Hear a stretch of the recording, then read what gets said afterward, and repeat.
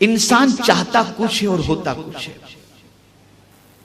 بہت سارے انسان کچھ چاہتے ہیں اور ہوتا کچھ ہے، جس کی وجہ سے انسان ٹینشن میں آ جاتا ہے، اور وہ جب ٹینشن میں آتا ہے تو پھر بڑبڑاتا ہے، نماز چھوڑ دیتا ہے. یہاں مولا علی کرم اللہ تعالی وجہہ الکریم کا ایک قول مجھے بہت پسند آتا ہے، بہت پسند ہے، مجھے بہت پسند ہے. اور میں اکثر کبھی کوئی اس ٹاپک پر گفتگو کرتا ہوں تو سیدنا علی کرم اللہ تعالی وجہہ الکریم کا یہ قول ضرور میں پیش کرتا ہوں. ایک انسان پر جب ٹینشن آتے ہیں، مصیبتیں آتی ہیں، پریشانیاں آتی ہیں، تو وہ انسان یہ سوچتا ہے کہ یہ میرے گناہ کی سزا ہے، چونکہ گنہگار تو ہر کوئی ہے، تو وہ یہ تصور کرتا ہے کہ گناہ کی سزا ہے. اور قرآن کی طرف سے اگر دیکھیں تو یہ بھی فرمایا گیا، جہاں یہ فرمایا گیا ما اصابک من مصیبت فبما کسبت ایدیکم، جو مصیبتیں تمہیں پہنچتی ہیں وہ تمہارے ہاتھوں کی کمائی ہے. اور دوسری طرف قرآن یہ بھی کہتا ہے کہ وَلَنَبْلُوَنَّكُمْ بِشَيْءٍ مِّنَ الْخَوْفِ، ہم تمہیں آزمائیں گے. تو مولا علی کرم اللہ تعالی وجہہ الکریم سے پوچھا گیا کہ حضور یہ بتائیے کہ قرآن کہتا ہے کہ جو مصیبتیں تمہیں پہنچتی ہیں وہ تمہارے ہاتھوں کی کمائی ہے، اور دوسری طرف قرآن کہتا ہے کہ ہم تمہیں آزماتے ہیں. تو اگر ہم پر مصیبت آئے، ٹینشن آئے، اسٹریس آئے، تو ہم اسے کیسے ریئلائز کریں کہ یہ ٹینشن گناہ کی سزا کی وجہ سے ہے یا امتحان؟ یہ ٹینشن گناہ کی وجہ سے ہے یا یہ ٹینشن اللہ کی طرف سے امتحان ہے؟ بڑی پیاری بات مولا علی نے فرمائی. ارشاد فرمایا جب تمہیں ٹینشن آئے اور خدا کا راستہ تم چھوڑ دو اور گناہ میں پڑ جاؤ تو یہ سزا ہے، اور جب کبھی تمہیں ٹینشن آئے اور تم خدا کے راستے پر چل پڑو تو سمجھ لینا کہ اللہ تعالیٰ تمہارا امتحان لے رہا ہے. فلسفہ بتا دیا، یہ فلسفہ بتا دیا.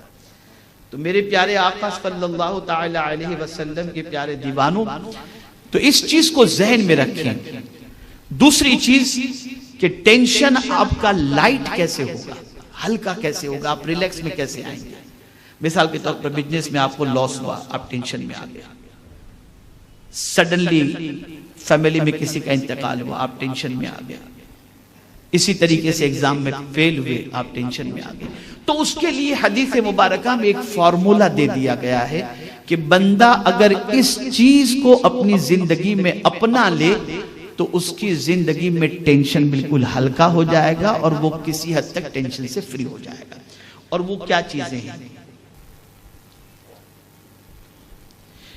تو میرے پیارے آقا صلی اللہ تعالی علیہ وسلم کے پیارے دیوانوں، ایک آدمی حضور صلی اللہ علیہ وسلم کے پاس آیا اور درخواست کی کہ اسے کوئی جامع وصیت فرمائے.